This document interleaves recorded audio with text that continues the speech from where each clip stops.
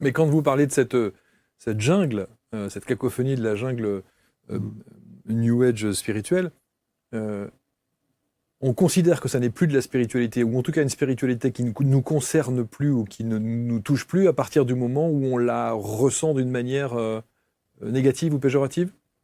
Oui, je pense, moi, c'est un peu ma boussole intérieure, effectivement, que j'ai tellement entendu de choses, j'ai tellement vécu de choses dans ce domaine-là, qu'à partir du moment où ça commence même instinctivement à me contracter au niveau du cœur, de l'estomac, quand je sens qu'il y a comme un malaise, j'ai appris effectivement à vite maintenant déterminer ce malaise, ce mal-être.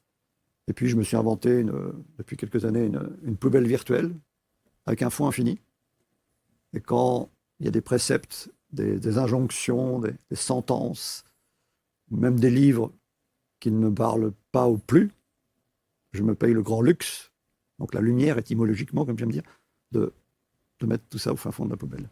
Et ça fait un bien fou que de s'affranchir de la vérité des autres ou de la grande vérité des autres, même si elle est déclamée, professée dans des livres vendus des millions d'exemplaires.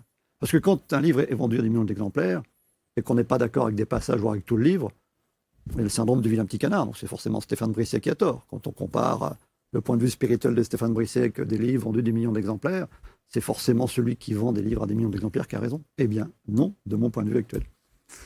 Parce que Et, c'est votre position, c'est oui, votre tout à point de fait, vue, mon pour point le de vue, coup, et qui absolument. correspond à un vécu profond. Si ce qui est professé dans un livre avec des grandes phrases ne me parle plus, résonne pas dans mon cœur, c'est la vérité de l'auteur.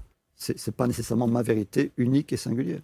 S'il y a bien un chemin que j'ai compris, c'est d'aller chercher, plonger dans sa vérité unique et singulière, même si elle semble s'opposer, je dirais, au grand courant actuel de la spiritualité.